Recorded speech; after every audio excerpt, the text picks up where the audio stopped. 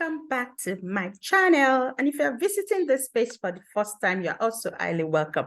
This is quiz time. And in this section, we'll be looking at structured questions that are related to the sacrum.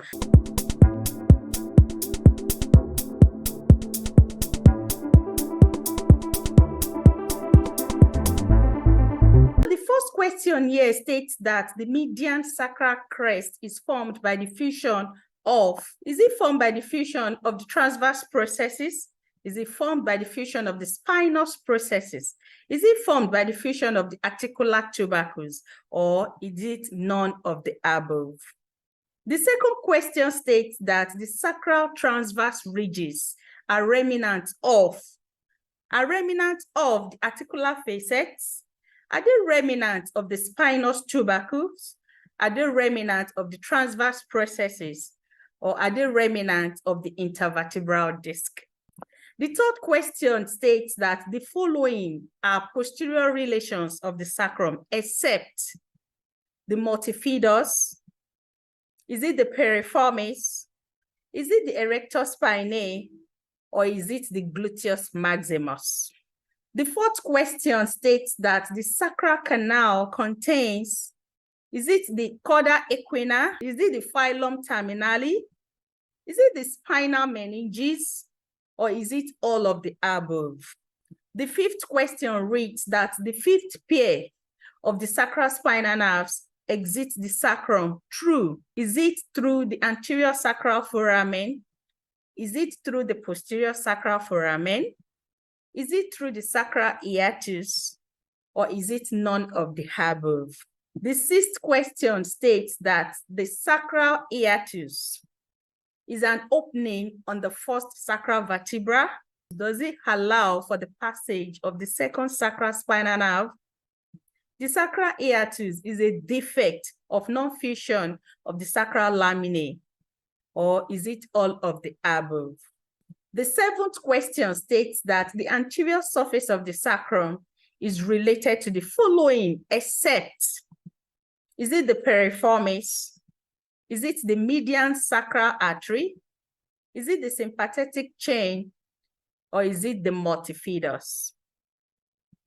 The eighth question states that the lateral sacral crest is formed by the fusion of, is it the transverse processes of the sacral vertebrae? Is it the spinous processes of the sacral vertebrae? Is it the articular facets of the sacral vertebrae? Or is it the laminae of the sacral vertebrae?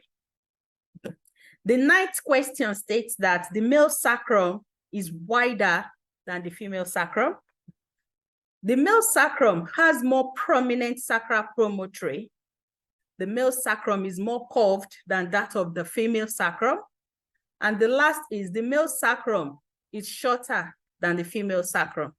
The 10th question states that the intermediate sacral crest is formed by the fusion of, is it the laminae of the sacral vertebrae? Is it the transverse processes of the sacral vertebrae?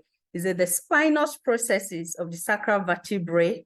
Or is it the articular facets of the sacral vertebrae? And the 11th question here reads that the sacral tuberosity creates attachment for, is it for the anterior sacroiliac ligament?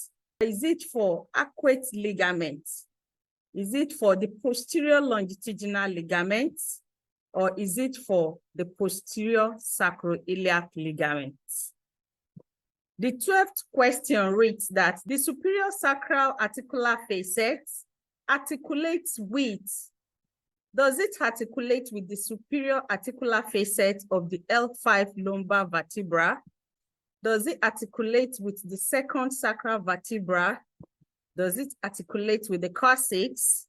Or does it articulate with the inferior articular facet of the fifth lumbar vertebra? So now let's go through the answers to the questions that we have presented. So the answer to the first question, the median sacral crest is formed by the fusion of the spinous processes of the sacral vertebra. It is the spinous processes that would merge to form the median sacral crest. Because the median sacral crest is formed along the midline plane where the spinous processes of the individual sacral vertebrae would emerge, and this is where they become fused to form this alignment along the midline plane. The second question says that the sacral transverse ridges are remnants of the intervertebral disc. If we go back to our lecture on the sacrum, in that lecture we stated that the individual sacral bone are fused together at the intervertebral disc. And as the fusion occurs, the intervertebral disc will be transformed into the sacral transverse ridges. So this is a remnant of the intervertebral disc, and this we highlighted in that lecture.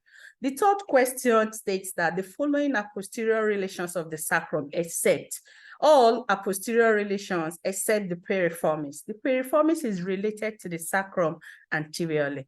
The answer to the fourth question, which states that the sacral canal contains all of the following. It contains the cauda equina, the phylum terminale, and also the spinal meninges. So the answer to this question is all of the above. The fifth question states that the fifth pair of the sacral spinal nerve will exit the sacrum through the sacral hiatus. This is the hiatus that is created around the posterior region of the sacrum, and this hiatus is so created to allow for the exit of the pair of the fifth sacral spinal nerves. The sixth question states that the sacral hiatus is a defect that is caused by the non-fusion of the sacral laminae. It is this sacral laminae that will become fused to form the spinous tubercle. And at the fifth level, there is a non-fusion that will result to a structural defect of this opening that is referred to as a sacral hiatus. The seventh question, the anterior surface of the sacrum is related to all of the following except the multifidus. The multifidus muscle is related to the posterior surface of the sacrum. Question 8, the lateral sacral crest is formed by the fusion of the transverse processes of the sacral vertebrae. It is the transverse processes at both ends that fused to become the lateral sacral crest. We also highlighted this in our lecture on the sacrum. And the ninth question states that the male sacrum has more prominent sacral promontory. This is the correct answer. All other options here are wrong except this. Then this question, the intermediate sacral crest is formed by the fusion of the articular facets of the sacral vertebrae. This is the correct answer here. It is the articular facets that will become fused to form the intermediate sacral crest. So for question 11 that reads, the sacral tuberosity creates attachment for, it creates attachment for the posterior sacroiliac ligament. This is where the posterior sacroiliac ligament is inserted upon, around the lateral region of the sacrum. The 12th question, which reads that the superior sacral articular facet articulates with what? What does the superior sacral articular facet articulate with? It articulates with the inferior articular facet of the fifth lumbar vertebra. Thanks for going through this question, and I hope we did well. I'll be expecting your grades in the comment section.